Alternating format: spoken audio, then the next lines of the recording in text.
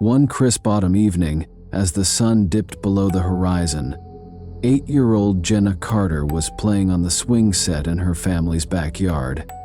The rhythmic creak of the chains echoed in the stillness, accompanied by her soft humming. The cool air carried the faint scent of fallen leaves, and the sky was painted in deep shades of amber and purple.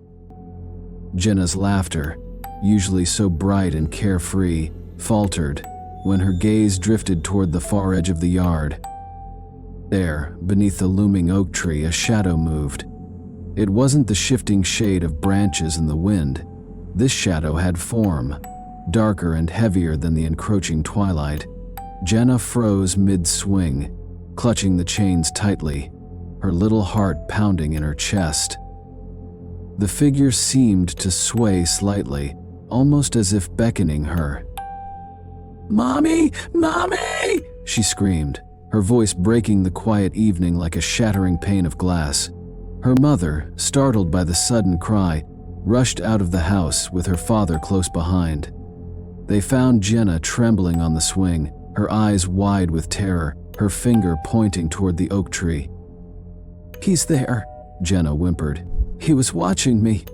Her parents exchanged a concerned glance before cautiously walking toward the tree. They scanned the yard, the shadows now deepening with the approaching night. But there was no one there. Just the quiet rustle of leaves and the faint creak of the swing swaying behind them. It was just the beginning of something far more sinister that would soon consume their lives. Her parents, anxious but still clinging to skepticism, hurried Jenna inside and checked her room meticulously. They searched everywhere, the closet, under the bed, behind the curtains, and even tested the locks on the windows. Everything seemed perfectly normal, with not a single trace of anything out of the ordinary. "There's no one here, sweetheart," her mother said softly, stroking Jenna's hair in an attempt to soothe her. But Jenna's wide, terrified eyes told a different story.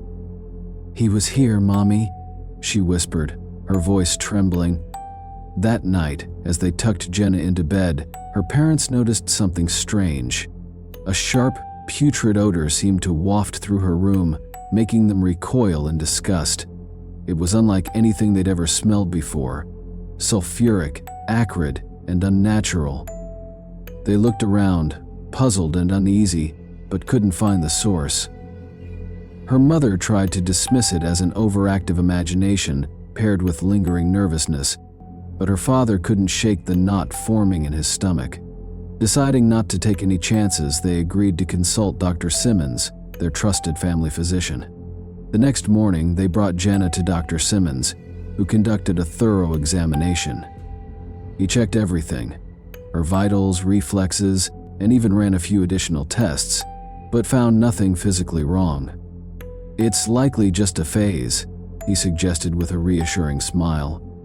Children her age often experience vivid imaginations, and this could be anxiety manifesting in unusual ways.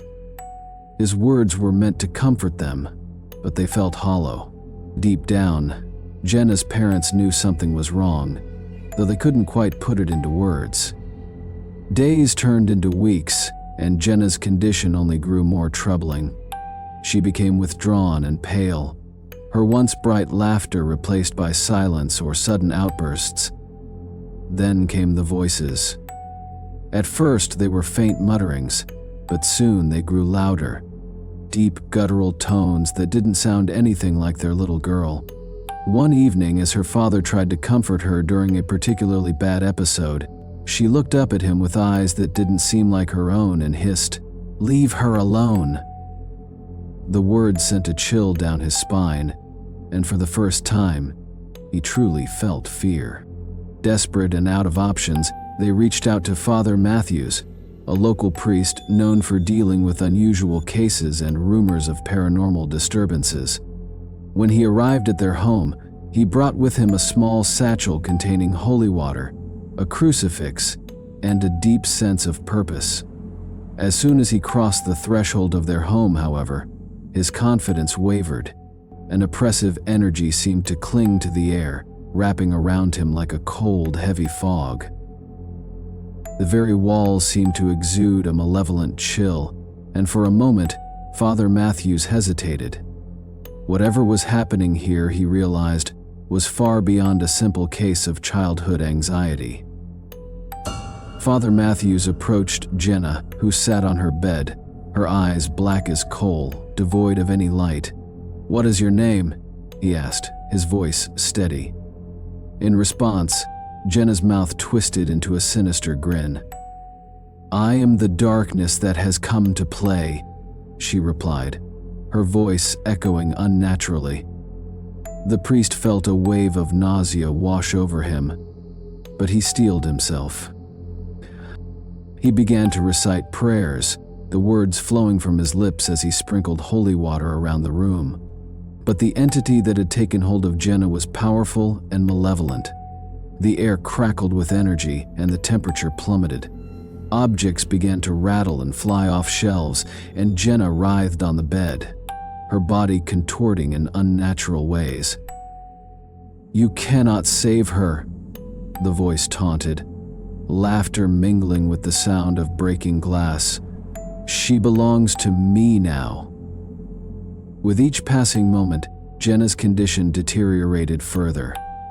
She exhibited superhuman strength, throwing Father Matthews across the room as if he were a rag doll. Terrified, her parents watched as their little girl transformed into something unrecognizable.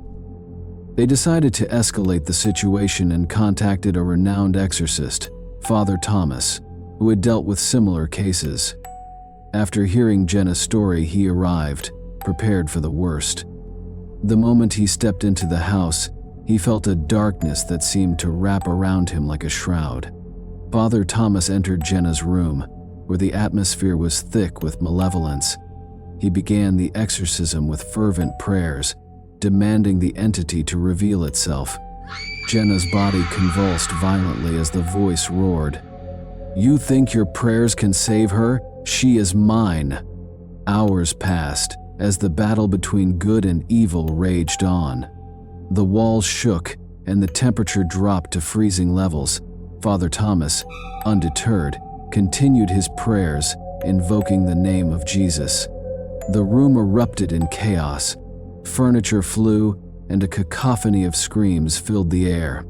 In a final desperate plea, Father Thomas shouted, "By the power of God, I command you to leave this child." The room fell silent, and for a moment, there was an eerie stillness. Then, with a deafening crash, a heavy force was expelled from Jenna's body, sending the priest staggering backward. Jenna lay still, her eyes fluttering open as if awakening from a deep sleep. The darkness that once enveloped her dissipated, leaving behind a fragile, trembling child. Her parents rushed to her side, crying tears of relief. But the battle was not without its scars. The entity had left its mark, and the family struggled to heal from the trauma. Jenna would occasionally wake in the night, whispering, "He's still here, Mommy. He won't let me forget." Years later, the memory of those harrowing days lingered like a shadow over the Carter family, a scar that no amount of time or distance could fully heal. Desperate to leave behind the nightmare, they moved to a new town, hoping that a fresh start might bring peace. Their new house was brighter, their neighborhood friendlier, but the weight of what they had endured followed them, silent and unyielding. No matter how far they ran, the echoes of the past found a way to creep back into their lives. Jenna grew up trying to reclaim the innocence that had been stolen from her. Once a bright and carefree girl, she now carried a quiet wariness. Her laughter, though still present, had lost its purity, often fading into an uneasy silence. She would glance over her shoulder in moments of solitude, her expression clouded by a fear she couldn't entirely name. Despite her best efforts to live a normal life, the darkness that had once consumed her refused to release its hold. Even in their new home, late at night, the wind seemed to carry faint whispers, echoing through the stillness. The family could never shake the chilling sense that some darkness, once unleashed, can never truly be exorcised. Moral of the story is, respect the unknown and tread carefully in unfamiliar places. Ignorance can invite terrifying consequences.